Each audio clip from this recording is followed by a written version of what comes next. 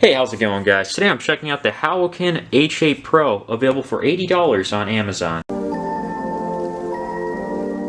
Real quick, I just want to let you know that this comes plastic wrapped. I just removed the plastic due to, what's going on these days. I'm not going to mention it so the video doesn't get demonetized. Anyways, you got the specs on the back here, including a 1280 by 800 IPS display, a rockchip quad-core processor up to 1.5 gigahertz. This is going to be interesting. I don't really like rockchip, unless if this is really good, better than those MediaTek processors. We'll see.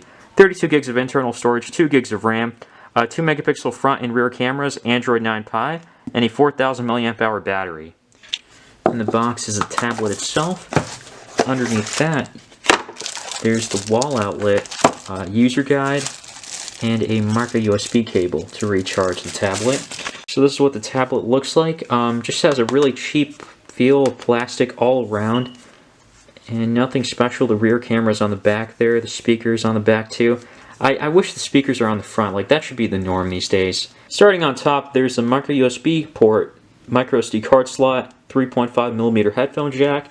On the side is the volume keys, power button, and then the reset button. And then the camera is on the top right here. And then there is a screen protector that comes pre-installed even when you take this out. But then nothing else on the other sides. Out of the box, there's a little over 26 gigs available. I think this was before updating all the apps. And there's not too much bloatware here either. But what's interesting is that there's a slightly different button layout here on the bottom. Instead of like being 3 buttons, there's 2 here. There's just this one main home button, and this can also act like a multitasking button if you hold and go up. And I like change. I like seeing something different. So the skin isn't too much different from like, near stock Android or whatever you want to call it, or just kind of basic Android, what you see in a lot of tablets, I should say more so. You can also multitask from there if you want, but multitasking is pretty slow. Even though there's 2 gigs, I don't think that's going to be enough. But to each his own. But anyways, going back to the button really quickly, just playing around with it, it gets a little confusing on how to use this when you're at the home screen, because when you want to go up, sometimes it'll take it up and then you can close an app. But if you're just trying to access your files, apps, you can, but sometimes it gets like mixed up when I don't want to do one or the other. Basically what I'm saying is that it can kind of get annoying sometimes.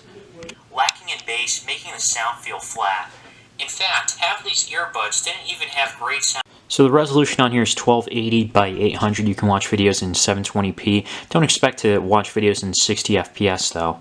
And the sound quality on this is tinny, as to be expected. It's just a terrible speaker in the back. There's just nothing good about it. And it can be covered with a finger too. I don't like seeing that. Prefer something up front. I think most people do at this point. And the screen itself doesn't get too bright, and it's not enough to use outside in sunlight. When I was outside, I think I had some trouble viewing it outdoors. I went outside just to take a few pictures.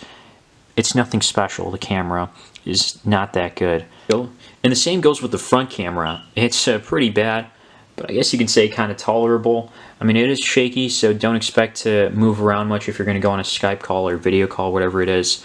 In terms of performance, here's where it gets a little odd. I go into CPU-Z just to check out the CPU, and apparently it's rocking a rockchip RK3066.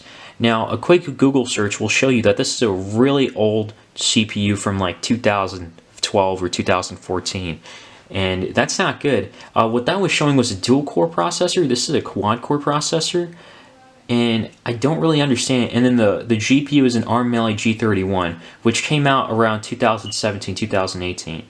That explains why things are a little slower when I try to navigate or look around or browse the web and just do other basic things. I do notice a delay here and there, and sometimes it might even freeze up a little bit, and I didn't mean to click that.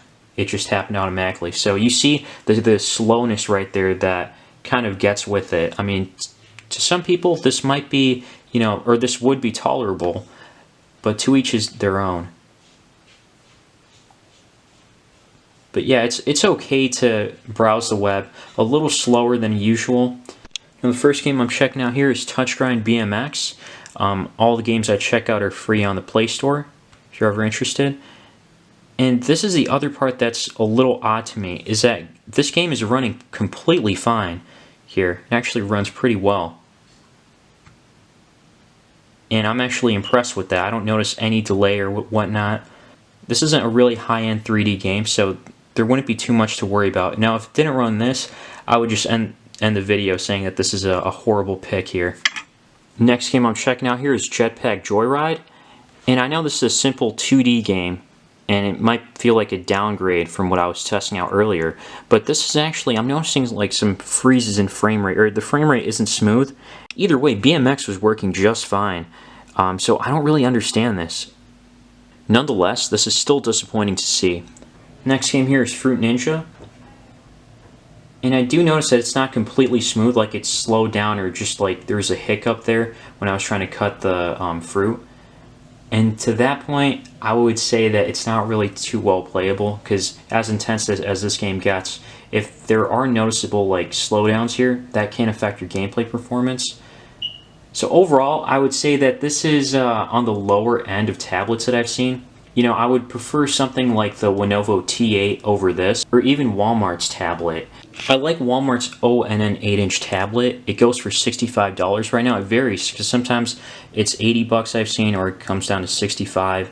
I like this, but the only problem was that the battery life wasn't so great on it. The battery life on here, just from what I have seen, it's average, nothing too crazy. By average, I mean you can get up to 4 hours of on-screen time, which is kind of the normal rate for a lot of these tablets around the price range. And again, the other one is the Lenovo T8, which goes around the same price as this, not the ONN, but this tablet, the Haoqin, and that goes for $80, but I don't know if I'd recommend this. I really didn't like the performance on this. Maybe if it was like $20 cheaper, I would consider it. But again, there are other options for around the same price that perform better, like those two I just showed. And plus, you know, who's to say that we won't get more tablets later on in the year? So either way, let me know what you guys think down below. Leave a like if you found this video helpful, and subscribe if you want to see more. As always, thanks for watching.